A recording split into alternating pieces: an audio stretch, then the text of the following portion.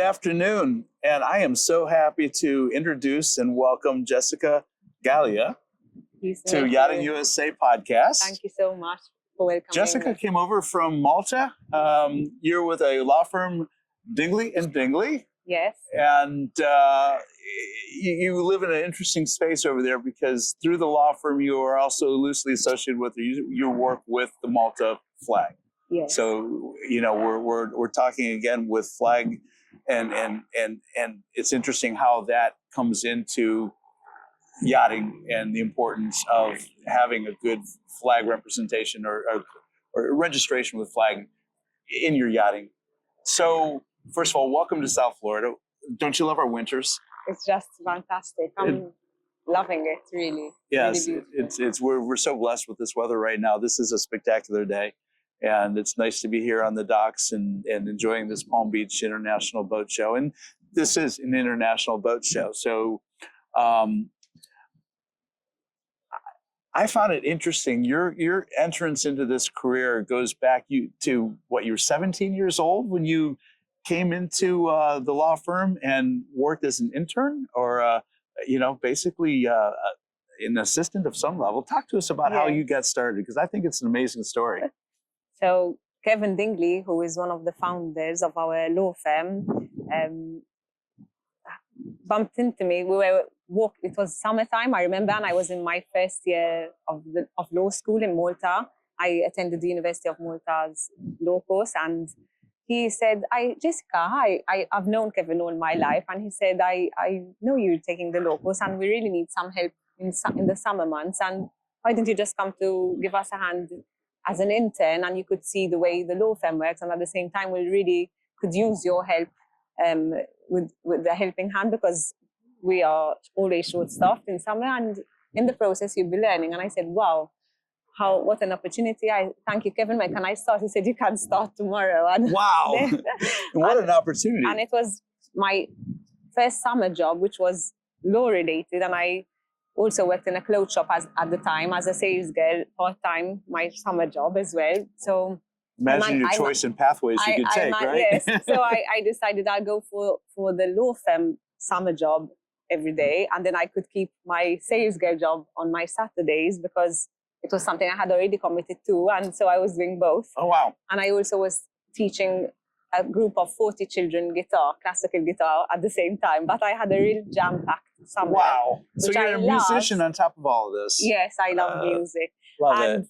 But I just didn't want to lose the opportunity of being in a law firm and getting a taste of what it is to be a lawyer, because I said, I'm in my first year, maybe when I'm exposed to what lawyers actually do, not only what I'm reading in law books and court cases, and judgments and precedent and all the history of law, maybe it's not what I'd like to do after all. But so I said, this has to be the best opportunity for me.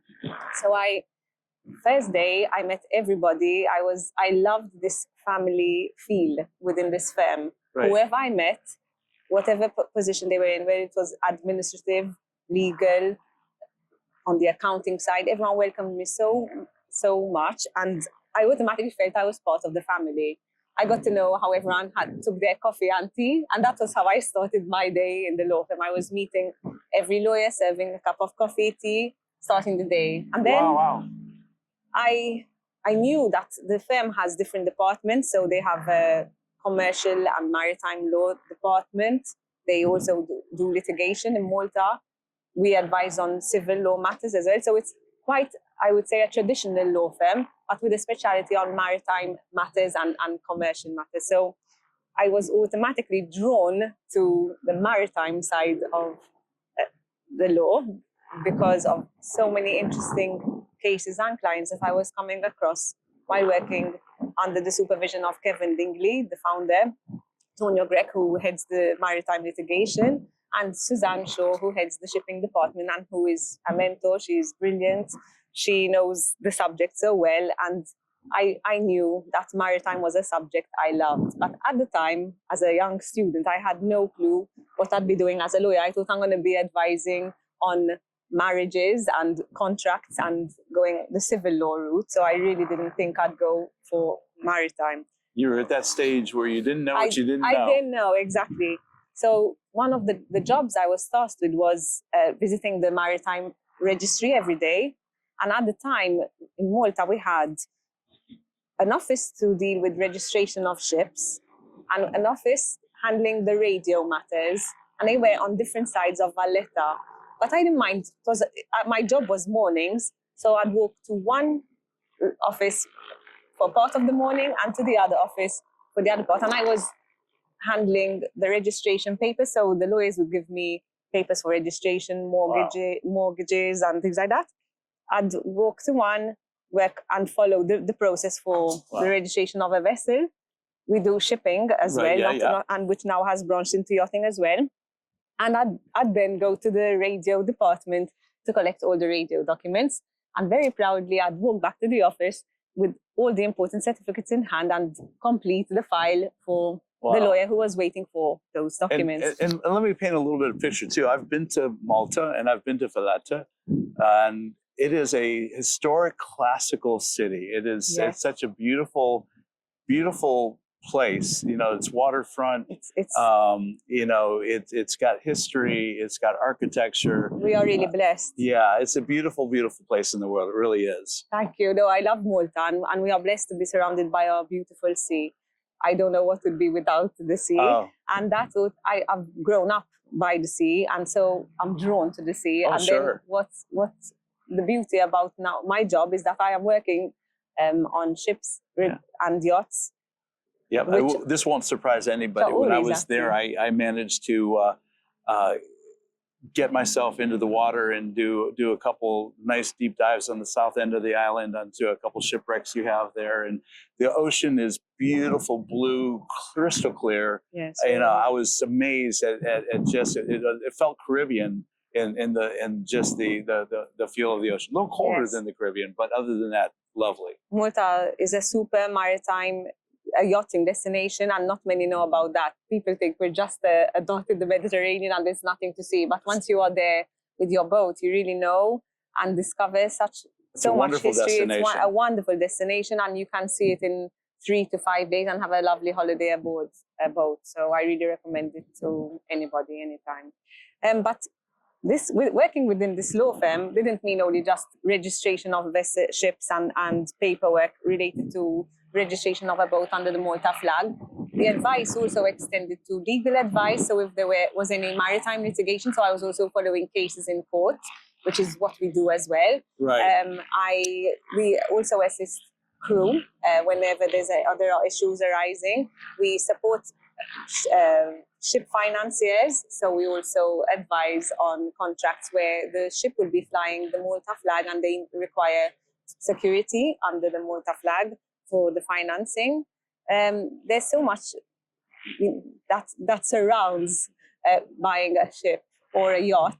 That's the beauty about our firm, is that we could help the owner or the client, whoever it is, from the beginning to the end of their transaction. So it's not only the purchase of the boat, but it would be then seeing them through the life of the existence of that boat in the ownership of their company, and seeing through the sale then, and then closing the company. So we would offer support throughout the life of the ownership. I always say that the yachting industry is a relationship-based industry. Yes, and it is. That's exactly what you're describing, a wonderful relationship with the owner in the operation of the vessel. I assume you're also working with yacht management companies and others all the time. Too. Yes, we do really support each other because we believe in efficiency. So we always work with efficient partners to make sure we give a good end product. Right. We, of course, promote Malta flag because that's our country, and Malta is a top quality flag for ships and yachts. But we also support other jurisdictions, and we work very well with the very famous and well-known international jurisdictions. Kevin Dingli, the founder of our firm, is also the deputy registrar for Belize ships and Jamaica ships. Okay. So we can register Belize and Jamaica yachts in-house and ships too. Wow, and support also with financing and registration of security under those flags. Right. Besides then outsourcing support for other flags if it's not one of the three I mentioned, Malta, Belize, and Jamaica. And the beauty, I say again, is the variety in the subjects we do and the people we meet. There's always... It's very diverse, right? It's so diverse, and No day is a boring day at work.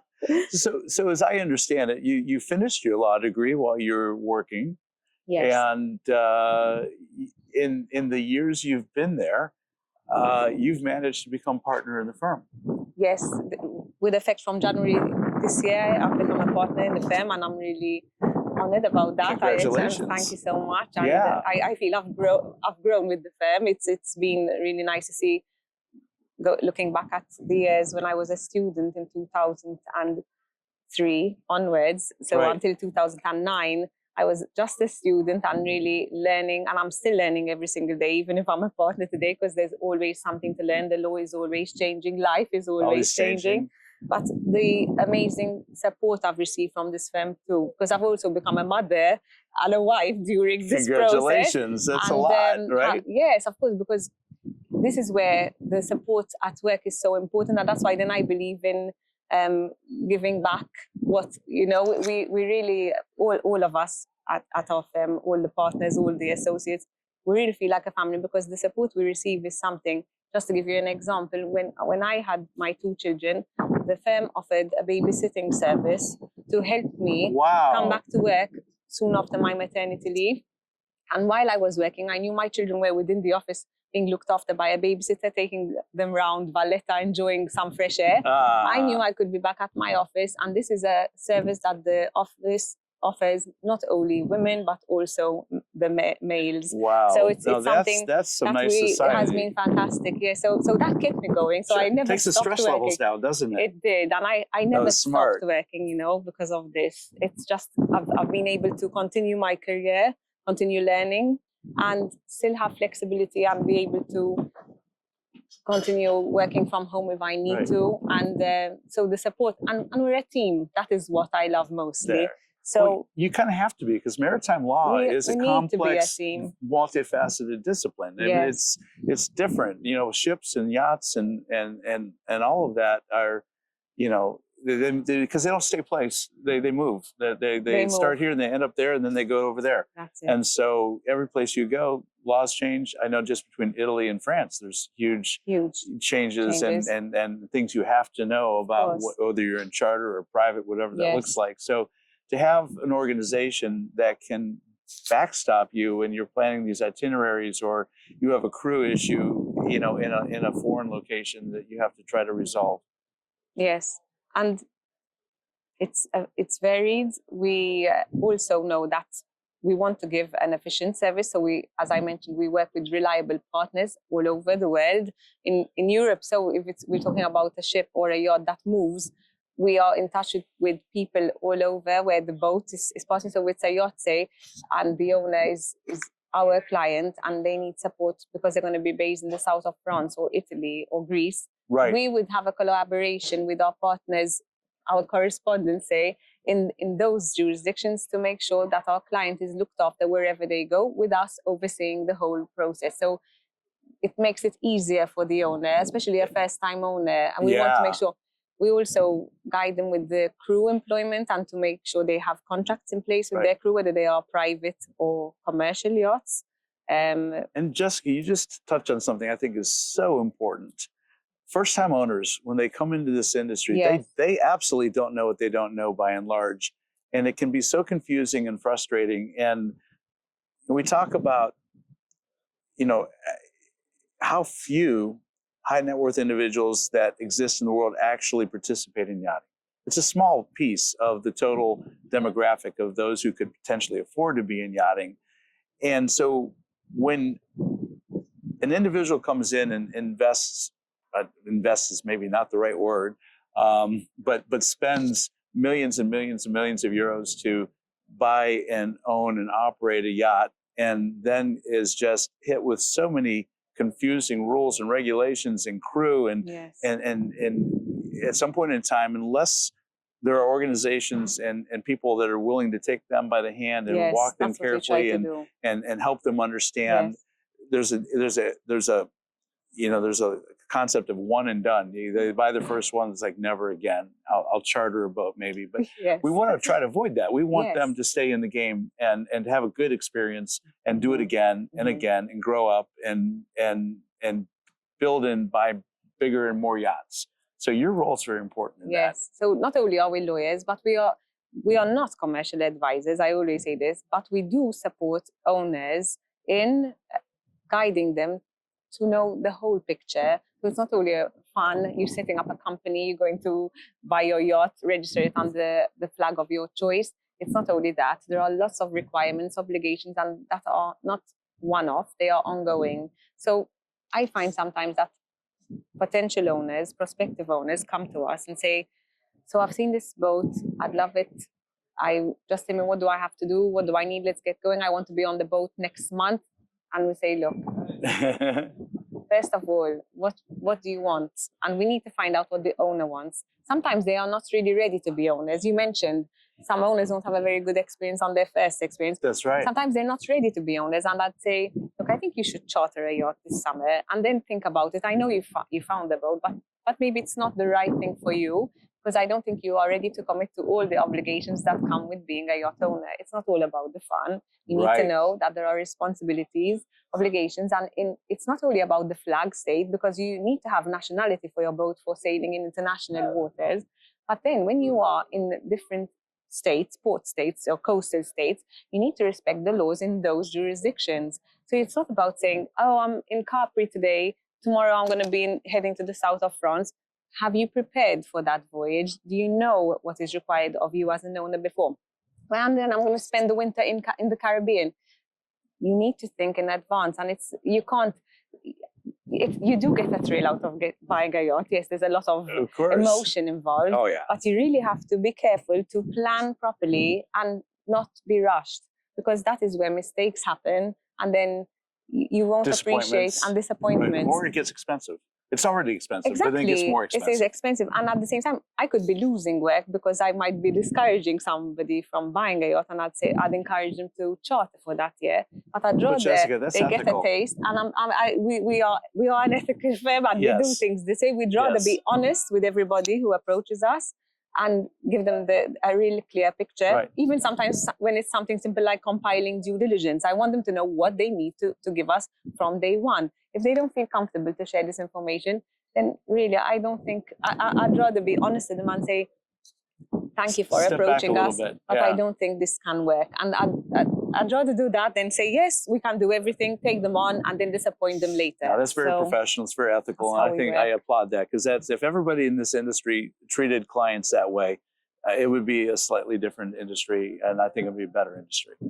So, yeah. Yes. So you and I share something in common in that we both know Rhea Rao, who produces my show, Yachting USA and Yachting Unplugged. And you've got, I think, something special to announce today, don't you? Yes, it's really exciting, actually. And I can't believe that Rhea and I had this chat, which led to this idea, which I think is really exciting for me and her at the same time, because she has all these ideas, which we will definitely bring now to the screen through this podcast that we are launching. Right. It's going to be called Maritime Legal with Jessica Galea. And every month or two, let's say, we'll have at least an episode every 2 months, if not every month. We'll be discussing a different maritime legal topic. I love it. I love it. First of all, I love the fact that your voice and your experience is going to be brought out to the world. And you have this opportunity, this platform to have these conversations. And I'm speaking from a perspective of doing this now for just over a year. And I think you are my 65th episode. Wow, fantastic. Yeah, amazing. It's cool, huh? Really cool. There's nothing quite like that opportunity, that privilege of bringing, our guests into our world and sharing them with the maritime world. There's so many stories to be told. And here you are bringing to our channel the legal vision coming out of the European Union in the middle of the Mediterranean Sea, surrounded by so much. And I just think this is so exciting. I can't wait to hear your first episode. And I'm just thrilled for you, and I'm thrilled for Rhea and the Yachting International Radio Network. And it's great to be on a program and a platform like this that's growing and growing and growing. Thank you so much, Rick, for your time. It's been really nice to chat with you here. Oh, Jessica, listen, this is fun. I'm excited to think that one of these days I'll be over in beautiful island nation of Malta and sitting behind your camera and microphone and having another conversation. I hope so. Oh, we will make that happen. Please let me know when you plan to come, because I'd make sure that you also have time to see the beautiful spots there are in Malta, not only at sea, but also I wouldn't on land. miss Because it. I understand you haven't had time to see Malta not much, on land. Not much. So I was on your island for 4 days, actually. I had a friend of mine who was captaining a large motor yacht, and I had the opportunity to come and visit with him. There was some other business opportunities, and I also like to put a little what I call Rick time into my travels. So I made sure I had a day put aside for some diving. And I didn't know what to expect when I got to Malta. And honestly, it's a little bit bigger than I thought it was. And historic, I'm a huge student of history. And so, you know, when you understand the Knights Templar experiences there and what they brought to the table, and, you know, where Malta lived in the world of the Crusades and going way back in history, and then even into World War II, and how fundamentally it was important to the Allies during the war to have that spot, you know, in the middle of the Mediterranean Sea.